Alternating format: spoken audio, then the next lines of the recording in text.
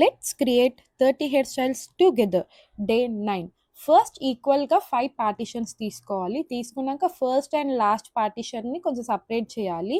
మిడిల్లో ఉన్న 3 పార్టీషన్స్తోనే ఒక పాయ అల్లిన తర్వాత మనకి థర్డ్, ఫోర్త్, సెకండ్ పార్టీషన్స్ తీసుకున్నాము. ఫోర్త్ పార్టీషన్ అనేది సెకండ్ పార్టీషన్ ప్లేస్కి వచ్చినాక ఈ సెకండ్ పార్టీషన్ని ఫస్ట్ పార్టీషన్కి పంపించి ఫస్ట్ పార్టీషన్లో ఉన్న హెయిర్ని మనం సెకండ్ పార్టీషన్కి తీసుకోవాలి.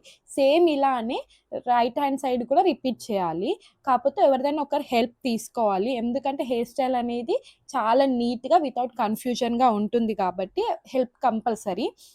అండ్ ఎలాంటి మిషనరీస్ యూజ్ చేయకుండా హెయిర్ స్టైల్స్ అనేటివి మీ అందరికీ చూపిస్తున్నాను.